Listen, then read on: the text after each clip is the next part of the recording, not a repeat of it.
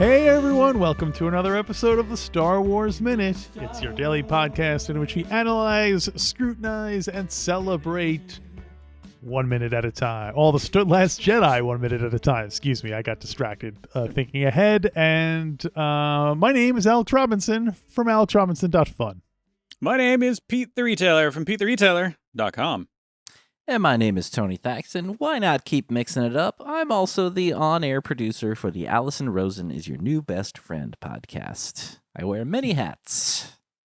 Yeah, welcome back. Not on the show. No, I wear mini M-I-N-I. Oh, hats. Mini hats. Yes, I wear very tiny hats for every episode. Tune in. Wow, that's funny. Yes. That's so small. Well, now I want to go back and watch and make sure and see if I can spot them. I didn't spot them. Yeah, you got to have a really big TV. Well, thanks for closing out the week here with us to talk about minute number 85 of Star Wars Episode 8, The Last Jedi. Minute 85 starts off with Yoda telling us that we are what they grow beyond. That is the true burden of all masters. And it ends a minute later with Finn quoting that great line, "You're going to get paid." You're going to get paid. Well, here's my question about what this all means. What does it all mean? Is Luke George Lucas in this scenario? Is, because as we all know, Luke S., that Luke was an early George Lucas stand-in. Right. Is he now George Lucas here again? And is Yoda essentially, Mickey Mouse, let's say, a different creature famous for his ears, telling George Lucas to be like, hey, look, they got it. They're going in a new direction. Like, you gotta, you can't hold on to the sacred texts. Just, let the past die. And we are what they grow beyond. and so you did a great thing. You set it up, and now it's going to go in new directions, and just roll with it. Like Steve Winwood. Is that Steve Winwood? It's Steve Winwood. There we go. That's Yoda talking, saying, hey, roll with it like Steve Winwood. You mean like Steve Wynn, the casino owner, how he would? Yeah. Steve Wynn would. I'm intrigued by that. I don't like the fact that it paints George Lucas as a self-pitying, loser, because it makes it sound like that the prequels were a failure. Whereas, they were not a failure in terms of box office and everything. Clearly people were disappointed. So, but I could definitely see that interpretation. I mean, I think from George Lucas's point of view, box office is probably the least of his past a certain point. Right. He's more concerned to think about entertainment and maybe in a critical regard, but at least, popular regard than he is the money. He already has more money than he knows what to do with.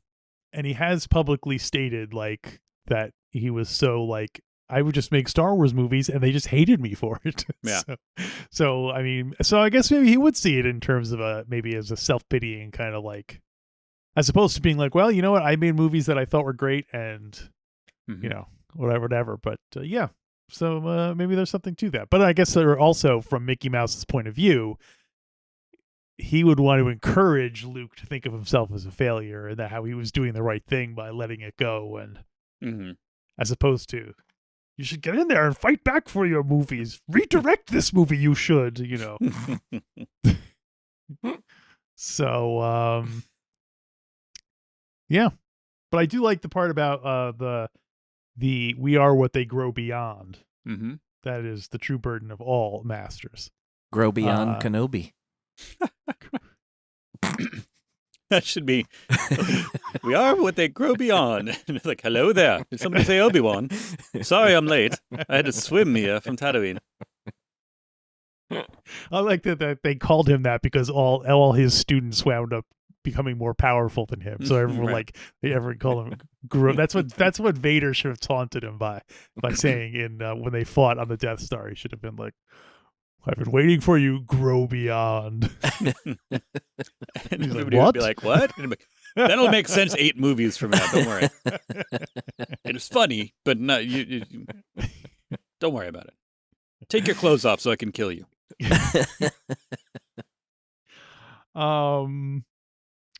Yes. So, Luke, I know a lot of people seem to really make a lot of the line. I think a lot of people compared it to Parenthood as well. The fact that we are what they grow beyond. Like that's kind of what you want as a parent. You want your kids to be more successful in everything, even if that means moving beyond you. Yeah. Well, along those, speaking of parenting, my note, it was a holdover note from yesterday, but it has to do with the whole lesson being learned here, which is it reminded me of one of my favorite Mike Brady quotes, which is "You never make a mistake, you never learn a lesson." Can we all say our favorite Mike Brady quotes now? Absolutely. Can we take calls too? They can do it too. I'm disappointed that was a joke, and you guys don't have favorite Mike Brady quotes because I'd like to hear what yours are. I know, I'm suddenly on the spot. I know. If I could pull one, I would do it. But the only one I can pull is Bobby, Cindy, when they're walking on the Grand Canyon. Oh yeah, there you go. That's a good one. Classic. Gosh, I haven't watched the Brady Bunch in ages. Anyway, it came up again recently. Oh, never mind. Has nothing to do with anything. I was looking up C.B. Barnes, and because he played Greg Brady in the Brady Bunch movies, but also. I don't know. I'd gotten there from something else. I was looking at the Starman TV show and all these other things. There was a Starman TV show? Starman. Yeah, I loved it. It was. I had no idea. It was C.B. Barnes playing the son that they have. So at the end of Starman, the movie, it's like, oh, she's pregnant, and then it's C.B. Barnes, and instead of Jeff Bridges, you get Bo Bridges. No, you get Todd Bridges. Oh, that would be the an amazing answer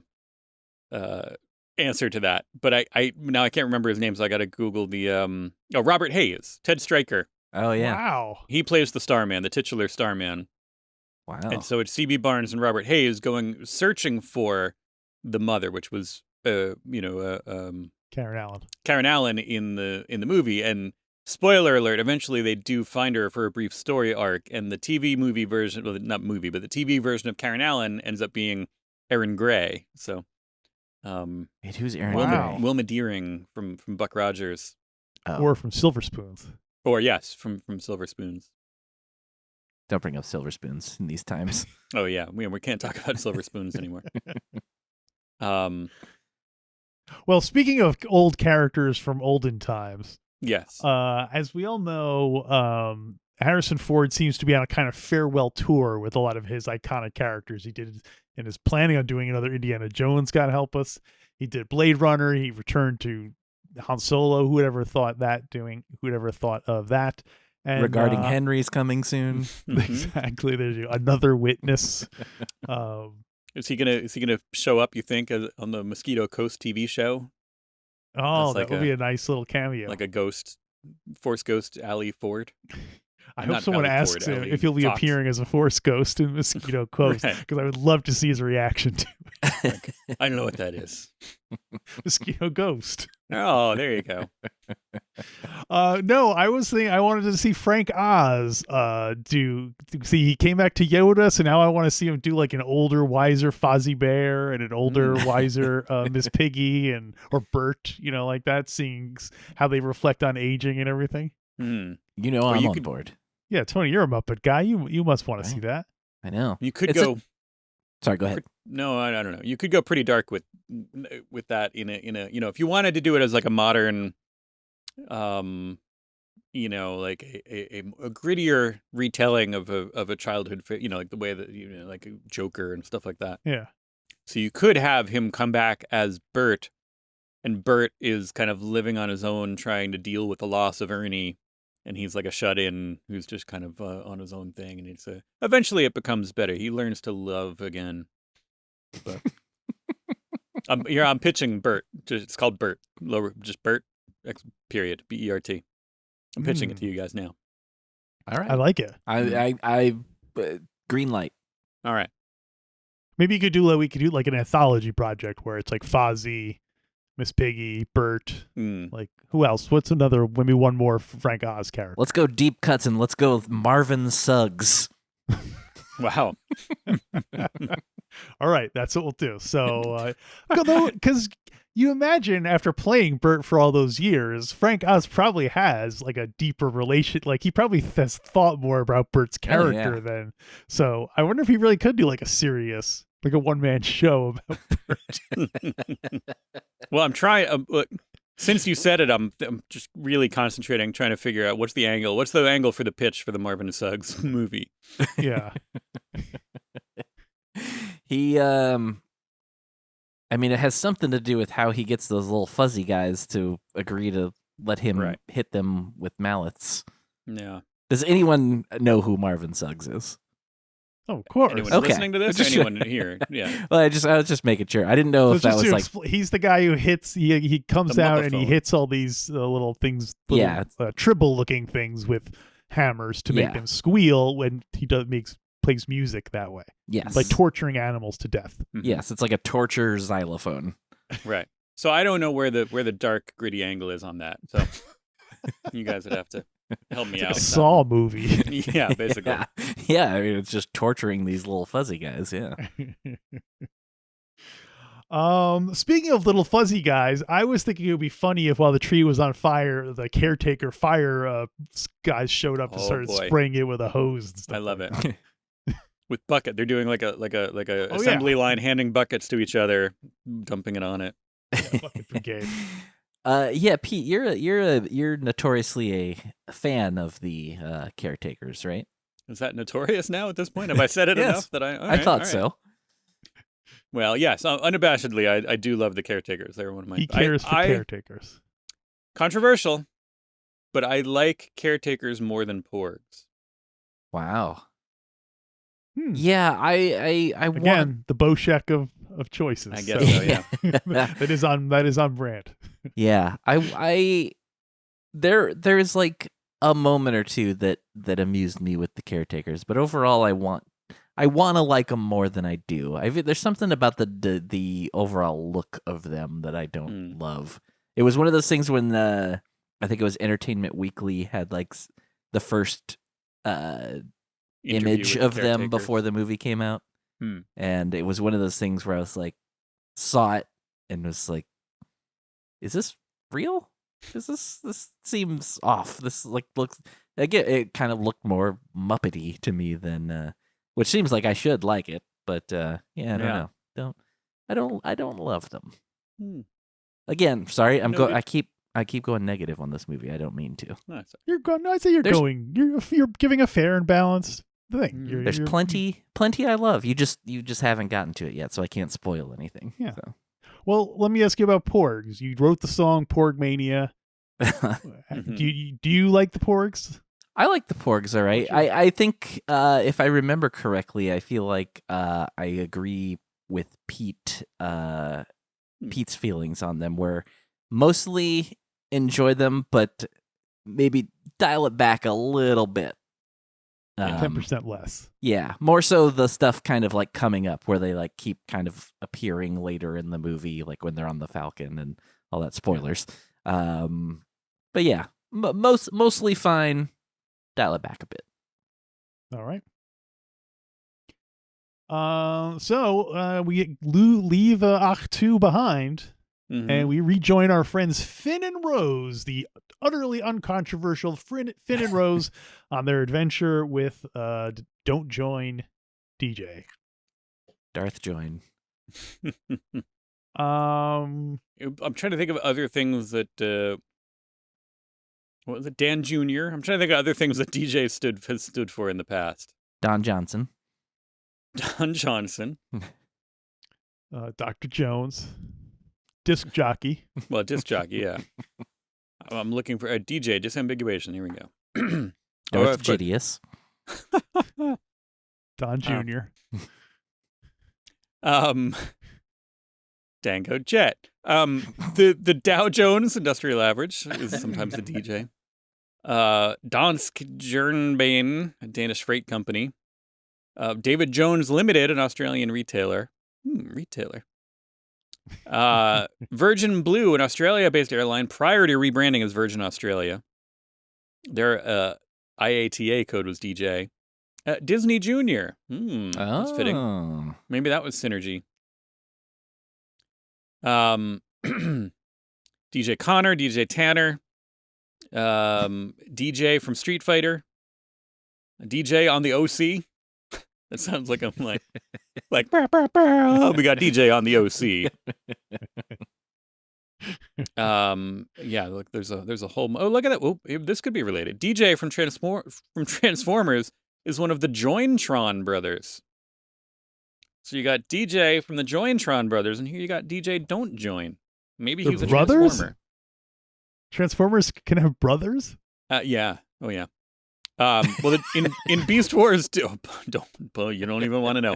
In Beast Wars 2, on the move, Triplodacus is a combiner team. Its component parts are a lobster named Gimlet, a Japanese rhinoceros beetle named Motor Arm, and a cicada named DJ. Everything about what you just said was bananas. The Jointron brothers have a tendency to mix in bad Spanish language phrases and have a certain affinity for Mexican culture, as they are sometimes wearing sombreros and playing maracas. When did the Don Julio? So that's I can't decide if that would be from modern Transformers or from old Transformers. But the fact that you know about it makes me think it's old Transformers. Well, I'm reading the racist element makes me think it's new Transformers. I'm reading this completely. Beast Wars 2 is a more recent thing. Let's see. It was originally broadcast in Japan 1998 to 1999. Oh, okay. And then it was Americanized, I'm sure, just a few years after that. Anyway. Where are we? DJ. DJ, Don't Join. They're flying their ship, and he seems to suddenly be now pulling back out of the deal a bit. Finn and Rose seem to have think that they kind of had a deal, but now DJ's like, I need something in advance. Well, we got to have, this is one of my favorite, I do say again, I like DJ in this minute a lot, because he's doing the DJ bits that the DJ bits that I like. DJ bits!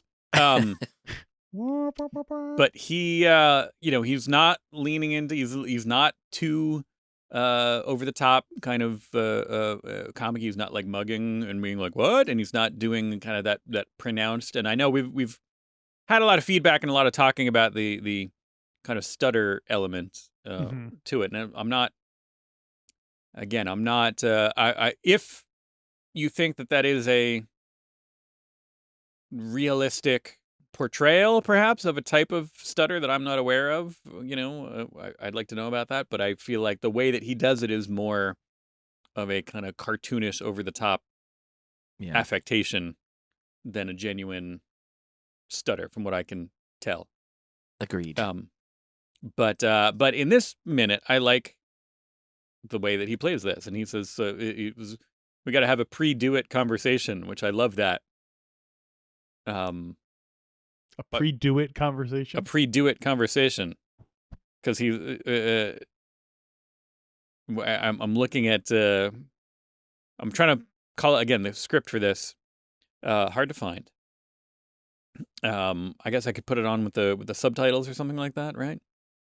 Does he not say we have to pre-do-it conversation? So yeah, he says something. It definitely is something like that. I kind of in general, I was going to ask you guys if you have a hard time understanding him, because there are several lines that I'm not clear on what he's saying. Yeah, here we go. He does say, it's like, guys, we can do it, but there exists a pre-do-it conversation about price. Okay. So I like that.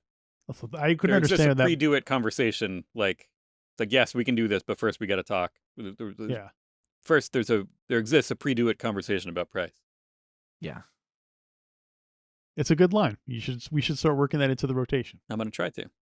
As a retailer, especially, that's a great. It's a great phrase to be able to bust out. Like, I want to send you home with this car, but before we do it, got to have a pre-do-it conversation about price. Well, along those lines, they're haggling over money now. And Finn and Rose, Finn, I think of all people, is like, oh yeah, once we're done, the Resistance will give you whatever you want. And I was like, whoa, wait. Are they authorized to talk money, to offer payment on behalf of the Resistance? No, I think he's just saying whatever it's going to take for him to do it. He's hoping that it'll be like a Han Solo moment. He's like, they all say this, and then they have a change of heart, and they come back, and it's not about the money. They just want to do good. Or it's just that he's just like, well, something will happen between now and then, like, or we'll just stiff him, Right. When it comes time to pay him, we'll just kind of we'll wander away. We'll be outside, and he won't be able to find us, and then we'll. Yeah. I mean, this is also a guy who's raised by the First Order, so I'm sure he's just like, money has no concept to him. He's just, Yeah. So.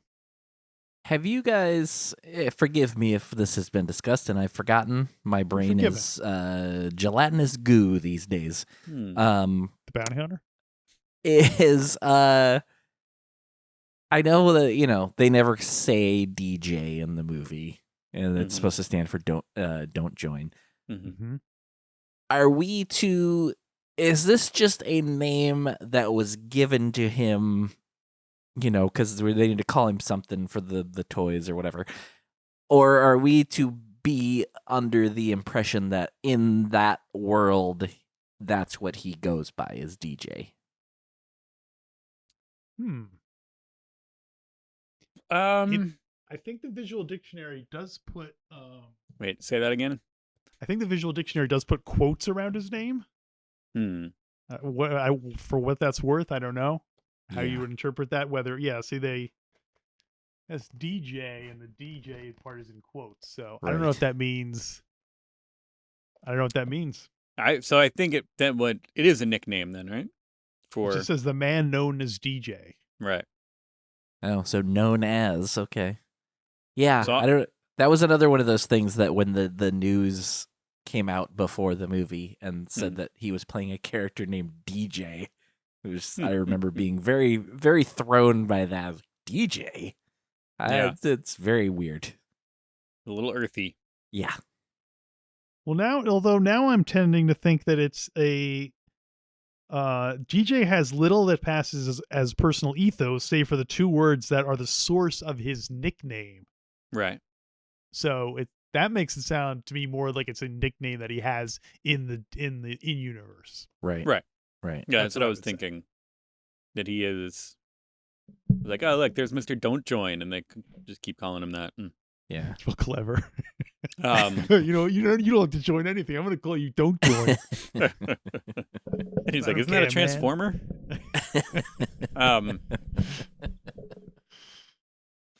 Yeah, I'm trying to think of examples.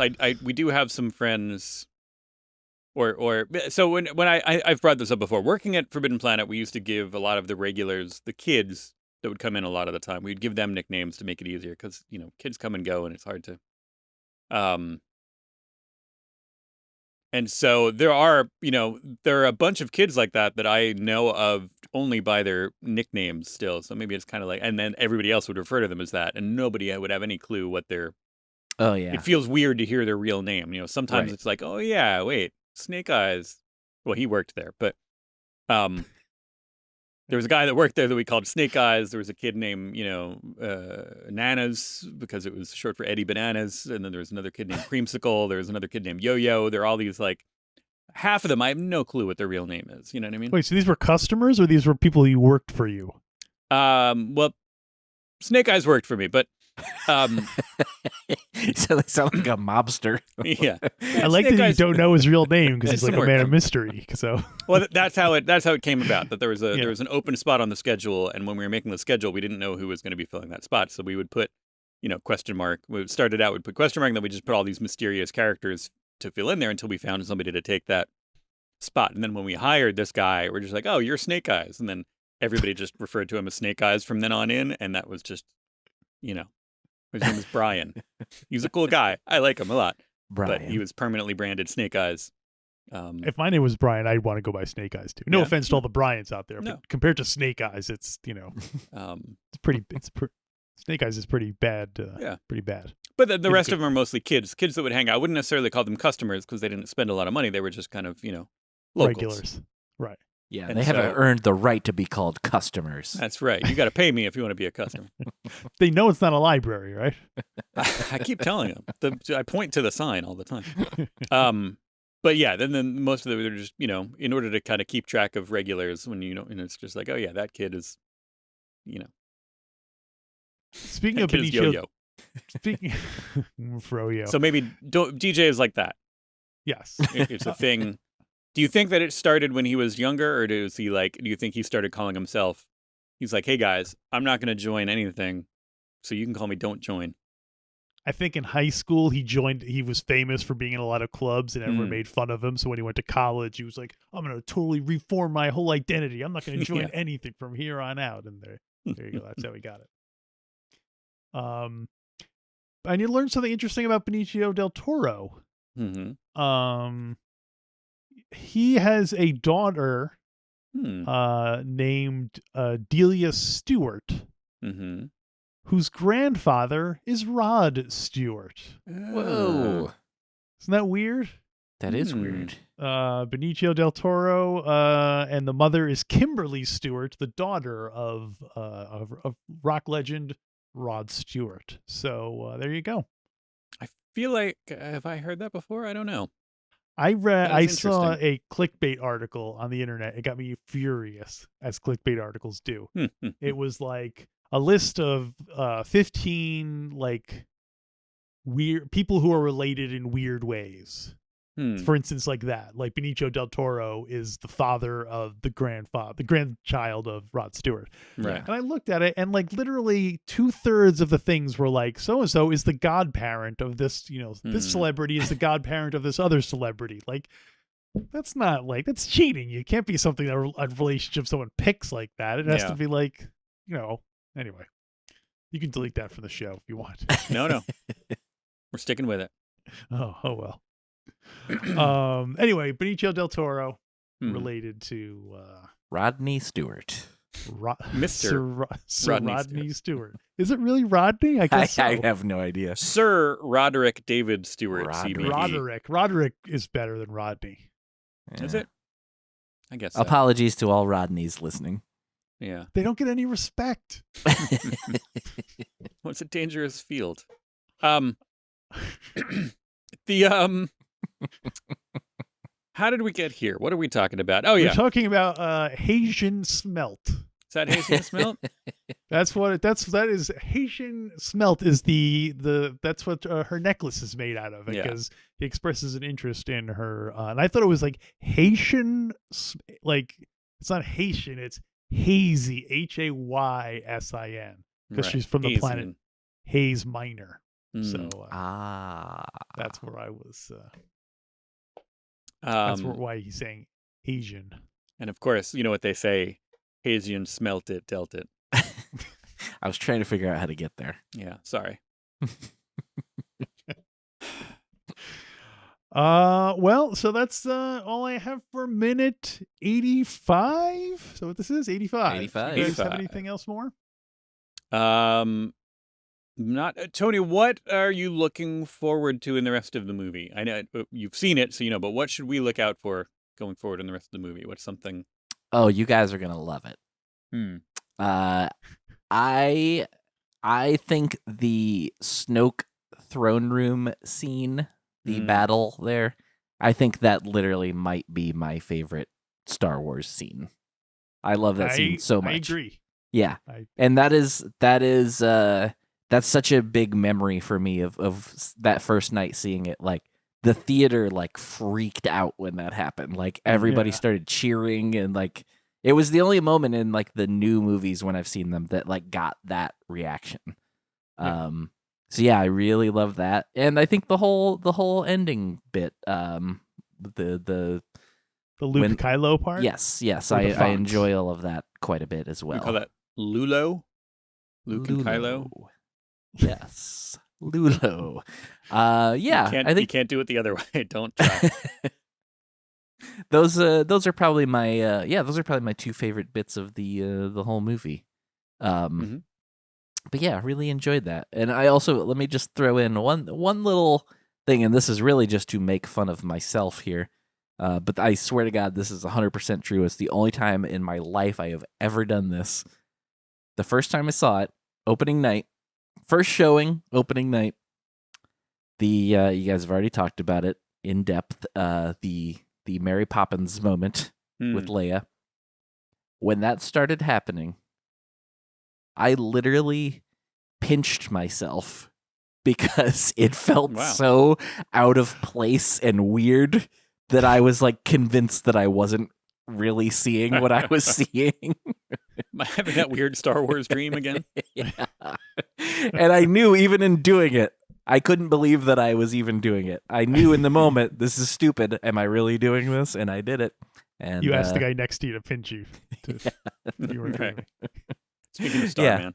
Not my proudest moment, but I'll admit it. Yeah. Yeah. Another non-controversial minute. Well, thank you for joining us here all this week, Tony. People should, of course, check out your podcast, Bizarre Albums. Thank you for having me, and thank you for saying that. And listeners, if you want to check out another podcast we do, you should check out our other show, Star Wars Minute Weekend Edition. That's right. Weekend Edition. It's the show that we do on for the weekend for you, dear listeners. And we talk about Star Wars. We talk about all sorts of other topics besides Star Wars. Sometimes we barely talk about Star Wars at all in favor of other things. Like, what else? What else have we talked about? Like famous DJs. Famous DJs.